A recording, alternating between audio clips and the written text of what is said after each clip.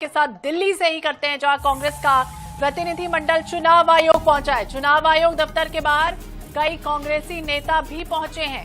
कांग्रेस महासचिव केसी वेणुगोपाल समेत कई बड़े नेता पहुंच गए। चुनाव आयोग के दफ्तर के बाहर भारी संख्या में पुलिस बल इस समय तैनात है। तो यह अहम खबर आपको बता दें, कांग्रेस का प्रतिनिधिमंडल चुनाव आयोग पहुंचा हुआ है और कांग्रेस लगातार जिस तरह से आरोप लगाती रही है कि बीजेपी ने साजिश रची और इसके बाद नामांकन रद्द हो गया। मध्य प्रदेश में देखिए 18 जून को राज्यसभा चुनाव का समीकरण उस समय बदलता हुआ दिखा जब कांग्रेस उम्मीदवार मीनाक्षी नटराजन का नामांकन जांच के दौरान कल खारिज कर दिया गया। रिटर्निंग ऑफिसर ने बीजेपी की आपत्ति स्वीकार की और इसके बाद नामांकन रद्द हो गया और कल से लेकर अब तक जो सिलसिला है वो लगातार कांग्रेस का विरोध प्रदर्शन होते चले जा रहा है। चुनाव आयोग दफ्तर के बाहर कई कांग्रेसी नेता समय मौजूद हैं। बीजेपी का आरोप था कि नटराजन ने तेलंगाना में लंबित एक मामले की जानकारी अपने नामांकन पत्र में नहीं दी और कांग्रेस ने इस फैसले को अवैध बताया। आरोप ये भी है कांग्रेस का कि बीजेपी ने पर्याप्त संख्या न होने के बावजूद तीसरी राज्यसभा सीट हासिल करने के लिए साजिश रची है। अब देखिए, इस चुनाव में पहले से ही दांव तो ऊंचे ही थे, क्योंकि बीजेपी ने जिस तरह से महेश केवट को तीसरे उम्मीदवार के रूप में उतारा था, उस समय से सरगर्मियां पूरी तरह से तेज हो चुकी थी, चौंकाने वाली स्थितियां बन गई थी, दिलचस्प मोड़ आ चुका था और अब उस घटनाक्रम ने राज्य की राजनीति का पूरा जो समीकरण है वो भी बदल दिया है। यानी बीजेपी की सत्ता में वापसी का रास्ता एक तरफ साफ है, लेकिन दूसरी तरफ देखिए तमाम जो प्रतिनिधिमंडल है वो इस वक्त दिल्ली में डेरा डाले हुए बैठा हुआ है। भारी संख्या में यहाँ पर पुलिस बल तैनात है। पूर्व सीएम दिग्विजय सिंह भी देखिए यहाँ पर बैठे हुए।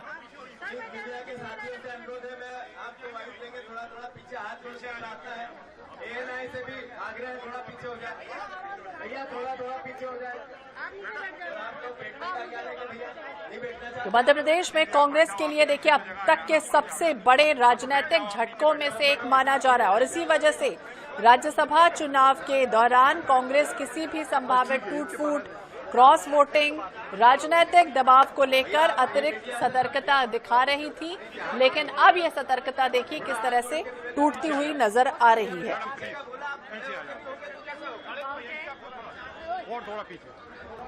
तो भोपाल से दिल्ली तक जो संग्राम है वो लगातार छिड़ा हुआ है। तमाम दिग्गज नेता इस वक्त यहाँ पर मौजूद हैं। दिल्ली की ये तस्वीरें आप देख रहे हैं जब कांग्रेस ने फैसले को राजनीतिक साजिश करार दिया है।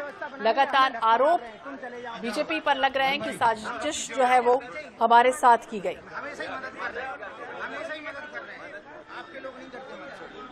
मीनाक्षी नटराजन का जैसे ही नामांकन रद्द हुआ और उसके बाद देखिए पूरा जो घटनाक्रम है वो किस तरह से बदलता हुआ नजर आ रहा है।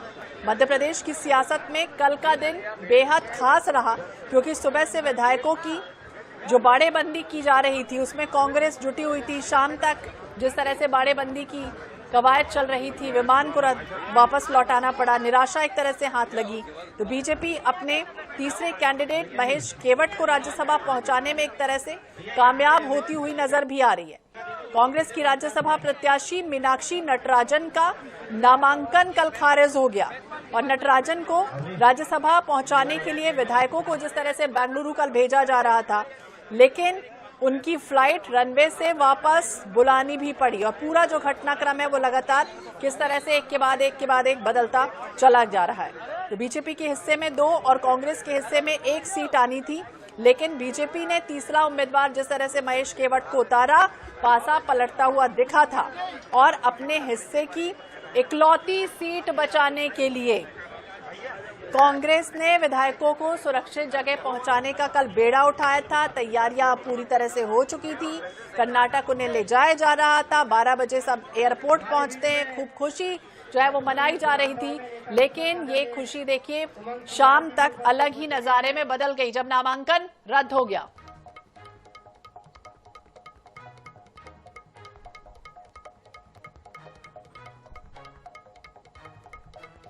तो एक के बाद एक ये देखिए पूरा जो घटनाक्रम है वो लगातार किस तरह से बदलता हुआ नजर आ रहा है।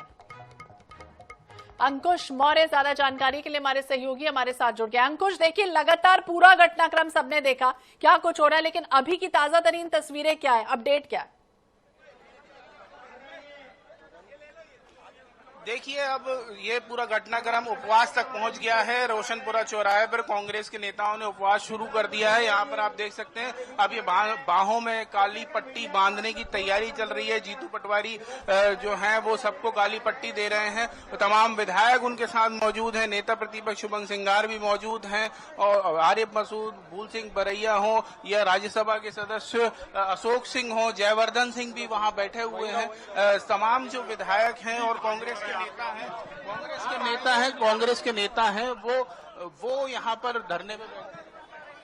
धरने पर बैठे हैं और यहाँ पर अभी काली पट्टी बांधकर वो दोपहर 4 बजे तक यहाँ करीब 3 घंटे तक उपवास करेंगे। यहाँ लिखा हुआ है, आपको पोस्टर दिखा देते हैं। राज्यसभा चुनाव में भाजपा सरकार के दबाव में झूठ एवं षड्यंत्र रचकर आदरणीय मीनाक्षी नटराजन का नामांकन निरस्त किया। लोकतंत्र की हत्या बता रही है कांग्रेस इस नामांकन को जो निरस्त किया है। इससे पहले दिग्विजय सिंह भी कहते नजर आए कि पीठासीन अधिकारी ने बहुत ही षड्यंत्र पूर्वक तरीके से साजिश के तहत ये जो उनका नामांकन था वो कैंसिल कर दिया और यहाँ पर अब ये उपवास की शुरुआत हो गई है और अभी मीडिया से दूरी बनाए रखी है। पीसीसी चीफ जीतू पटवारी कह चुके हैं कि पहले उपवास शुरू हो जाए, उसके बाद वो मीडिया से चर्चा करेंगे। मीडिया से पीसीसी में भी चर्चा की थी दिग्विजय सिंह ने और यहाँ ये उपवास शुरू हो गया है और उपवास कितना रंग लाता है हम देखते हैं। हम बात करने की कोशिश कर लेते हैं। बैठे हैं यहाँ पर सुरेश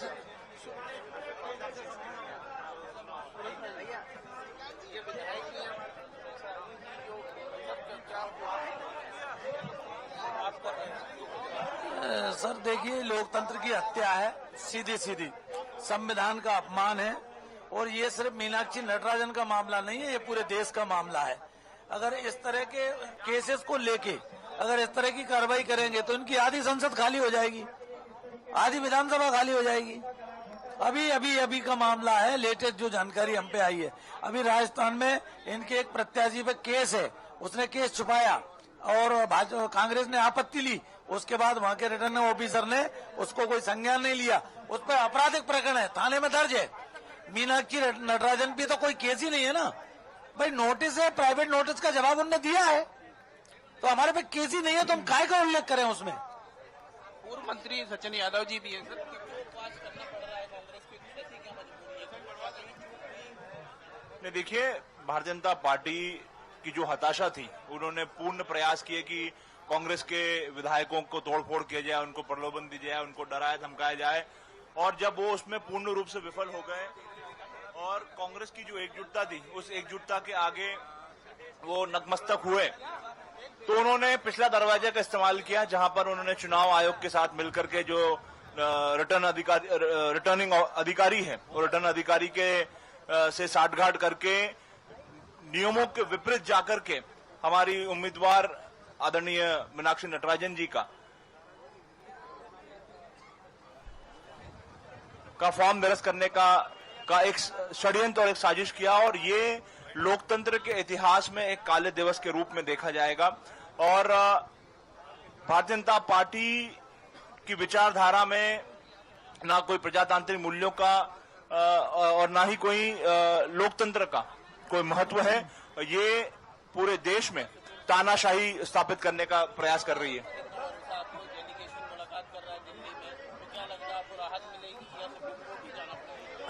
हमारा पूर्ण विश्वास है कि हमारा जो केंद्र नेतृत्व है वो भारतीय निर्वाचन आयोग को जो घटनाक्रम घटा है, जो नियम विपरीत जाकर के हमारा फॉर्म निरस्त करने का जो काम किया है, उसको लेकर के वहां पर चुनाव आयोग से मिलने वाले हैं और चुनाव आयोग से जो ये मध्य प्रदेश में जो धांधली हुई है उसको उजागर करने का काम करेंगे। हमारे सारे विकल्प खुले हुए हैं। सुरेश जी, कल आप नाराज हो रहे थे कि पार्टी से चूक हो गई। नहीं, देखिए, हमारा नाराजगी का ये कारण नहीं है, ये था कि जब हमको मालूम है भाजपा चल प्रपंच की पार्टी है तो अलर्ट रहना हमारा भी काम है, तो हमें अलर्ट रहना चाहिए। और ये इतना अब जो जानकारी आई कि भाई इस तरह की कोई इसमें नियम नहीं है तो उसका उल्लेख करना चाहिए। दूसरा, भारत के इतिहास में आज तक कभी भी राज्यसभा में डमी कैंडिडेट का कोई कॉलम नहीं किसी ने किया।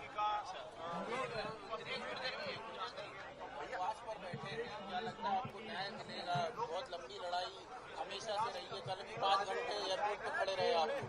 देखिए, जिस भारतीय जनता पार्टी ने कभी देश की आजादी से लेकर भारत के निर्माण में कोई त्याग बलिदान नहीं रहा, क्या उस पार्टी से भारतवर्ष ये न्याय की उम्मीद करते हैं? जो भारत का संविधान जिन्होंने देखा नहीं, पढ़ा नहीं, लिखा नहीं, भारत के संविधान में कोई योगदान नहीं रहा, वो तो भारत के लोकतंत्र की हत्या करना चाहते हैं, संविधान को खत्म करना चाहते हैं। ऐसे लोगों से हमें उम्मीद नहीं है। परंतु हम गांधीवादी लोग हैं, हमारे पूर्वजों ने, कांग्रेस के लोगों ने देश को आजादी दिलाई है। हम अपने अहिंसा पूर्व तरीके से जो हमारी बहन मीनाक्षी नटराजन का जो फार्म नष्ट किया है, उस पर हम उपवास करके विरोध प्रदर्शन कर रहे हैं। जो लोकतंत्र में सबको अधिकार है, पर भारतीय जनता पार्टी की सरकार से और उस पर बैठे हुए लोगों से हमें कोई उम्मीद नहीं है कि ये हमारी भारतवर्ष की जनता को न्याय देंगे। एक महिला जो एक गरीब परिवार की बेटी है, जिसने युवा कांग्रेस के अध्यक्ष रह के नौजवानों की लड़ाई लड़ी, सांसद रह के किसान मजदूर की लड़ाई लड़ी, एक गरीब की बेटी है, उसको हराने के लिए वैसे हरा नहीं सकते थे बहुमत के आधार पर, तो उन्होंने इस षड्यंत्र के साथ उनका फार्म नष्ट कर दिया। दुर्भाग्यपूर्ण है।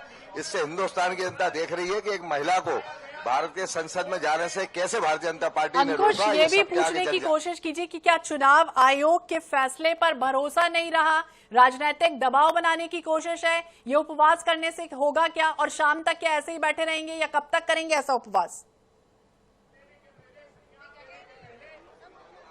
चुनाव आयोग का जो फैसला है, क्या आपको वो उस पर भी आपत्ति है क्या? चुनाव आयोग का जो फैसला है, अरे अब क्या करो, मैं लगाता हूँ, धरने पे हूँ मैं। चुनाव आयोग से हम ये आग्रह करना चाहते हैं, क्या भारत के संविधान में ये लिखा है कि किसी को नोटिस दिया जाए उसका फार्म नष्ट हो? कई ऐसे लोग हैं भारतीय जनता पार्टी के अंदर जो भारत के संविधान की धज्जियां उड़ा रहे हैं, मुकदमे दर्ज हैं, मुकदमे छुपाए हैं, उसके बाद भी आज तक उन पर कोई कार्रवाई नहीं हुई। और एक ऐसी बेटी जिसका कोई आरोप ही नहीं, कोई जुल्म भी नहीं है, एक नोटिस दिया, उसका भी उन्होंने जवाब दिया, कोई एफआईआर दर्ज नहीं, उसके बाद फार्म नष्ट करना, ये कौन से लोकतंत्र में भारत के संविधान में लिखा है? मैं आपके माध्यम से पूछना चाहता हूं चुनाव आयोग से कि वो बताएं कि भारत के किस संविधान में लिखा है कि किसी को नोटिस के आधार पर फार्म नष्ट कर दिया जाए। बिल्कुल, हम सब विधायक कांग्रेस के, हम सब लोग प्रदेश अध्यक्ष और सीएलपी लीडर के नेतृत्व में सुप्रीम कोर्ट, राष्ट्रपति सब जगह जाएंगे। दबाव नहीं, लोकतंत्र में अधिकार है। दबाव तो भारतीय जनता पार्टी बना रही है, सरकार का दुरुपयोग कर रही है। हम लोग तो अपने गांधीवादी तरीके से जाकर अपनी बात को रखेंगे, क्योंकि भारत के संविधान के अंतर्गत ये हम आम जनता को अधिकार दिए कि वो लोकतंत्र के रक्षा के लिए, न्याय के लिए वो भारत के सर्वोच्च संस्थाओं के पास जाए, तो हम लोगों का अधिकार है, हम जाएंगे। तो बिल्कुल अंकुश, अब देखना होगा क्या कुछ होता है, इस उपवास से क्या कुछ होगा। आने वाले समय में नजर बनाए रखिएगा। बहुत बहुत शुक्रिया तमाम जानकारी के लिए और बातचीत करने के लिए।